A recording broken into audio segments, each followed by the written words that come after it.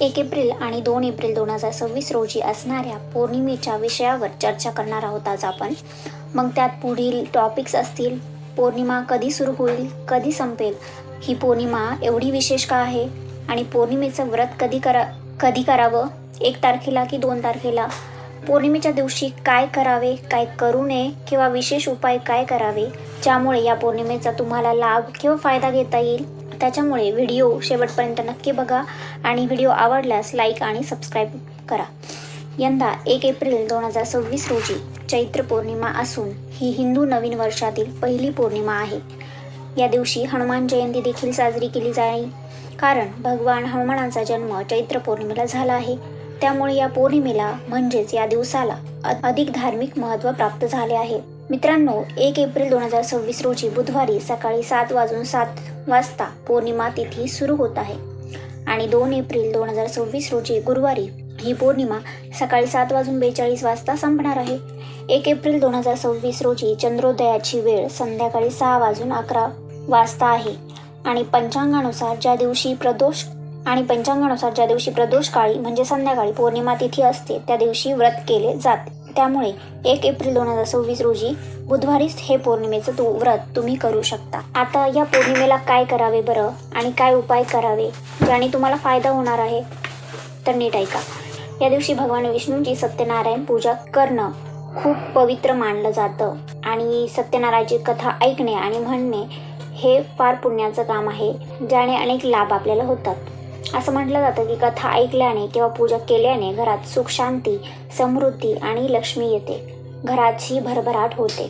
दुसरा उपाय, रात्री चंद्रोदयानंतर चंद्राला दूध मिश्रित पाण्याचे अर्घ्य अर्पण करावे. यामुळे मानसिक शांती मिळते आणि कुंडलीतील चंद्रदोष दूर होण्यास मदत होते.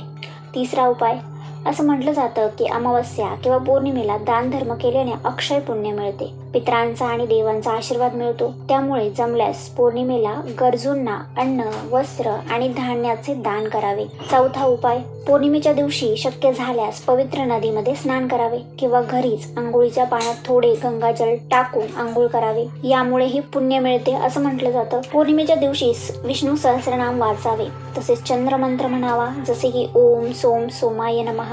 यामुळे विष्णू भगवान आणि चंद्रदेवाचा आशीर्वाद मिळतो, मन शांती मिळते, लक्ष्मीचा वास आपल्या घरात होतो. आता या पौर्णिमेला एक विशेष उपाय तुम्ही नक्की करा, जो मी पुढे सांगणार आहे. तर लक्ष्मी प्राप्तीसाठी तुम्ही काय करा, देवघराच्या ठिकाणी जा, पूजेच्या ठिकाणी 11 कवड्यांना हळदी कुंकू लावून त्यांची पूजा करावी आणि त्या कवड्या दुसऱ्या दिवशी लाल कपड्यात बांधून तिजोरीत ठेवाव्या, ज्यामुळे तुम्हाला लक्ष्मी प्राप्ती होईल आणि तुमच्या घरात धन समृद्धी वाढत जाईल. त्यानंतरचा उपाय हा आहे की शक्य झाल्यास पौर्णिमेच्या रात्री थोडा वेळ चंद्रप्रकाशात शांत बसावे. चंद्राच्या किरणांमध्ये शीतलता आणि सकारात्मक ऊर्जा असते, जी आरोग्यासाठी उत्तम असते. त्यामुळे हा उपाय नक्की करा. त्याच्यानंतर पौर्णिमेच्या दिवशी मेडिटेशन करणं फार गरजेचं आहे, ज्यामुळे 7 चक्र ओपन होतात किंवा इंट्युशन पॉवर जागृत होते आणि मन शांती लाभते.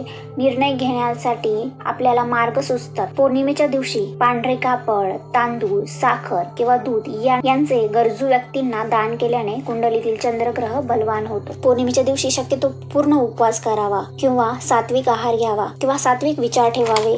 राग आणि वादापासून दूर राहण्याचा प्रयत्न करावा आणि देवाचं नामस्मरण करावे. आता आपण हे तर बघितलं की काय करावे, काय उपाय करावे ज्याने आपल्याला फायदा होईल. आता आपण पुढे बघणार आहोत काय करू नये पौर्णिमेच्या दिवशी. तर मित्रांनो, पौर्णिमेच्या दिवशी मांस, मद्य आणि कांदा लसूण खाणे टाळावे. हे तामसी पदार्थ आहे, ज्यामुळे आपली ऊर्जा खराब होते. दुसरा उपाय, घरात किंवा बाहेर कोणाशी भांडू नये, वादविवाद करू नये, तसेच अपशब्द बोलू नये. मन शांत ठेवावे आणि प्रसन्न ठेवावे. जेवढी जादा भक्ती तुम्हाला देवाची करता येईल तेवढी करावी. जर तुम्ही पौर्णिमेचं व्रत करत असाल तर या दिवशी ब्रह्मचर्य पाळावे, कारण ब्रह्मचर्याला फार महत्त्व आहे. या दिवशी संताप, अहंकार किंवा नकारात्मक विचारांपासून दूर राहावे आणि कोणाचाही तिरस्कार करू नये. मित्रांनो, या चैत्र पौर्णिमेला पिंक मून असंही म्हटलं जातं, जे निसर्गाच्या नवीन पालवी आणि पुनर्जीवनाचे प्रतीक आहे. तसेच पौर्णिमेचा हा दिवस चंद्रबळाचा आणि सकारात्मक ऊर्जेचा मानला जातो. शास्त्रानुसार या दिवशी केलेले काही विशेष उपाय मानसिक शांती, आर्थिक वृद्धी आणि घरातील नकारात्मक ऊर्जा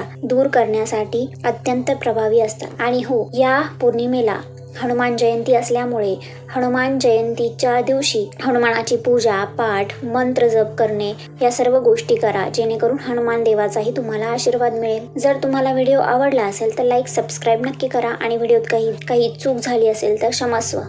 धन्यवाद.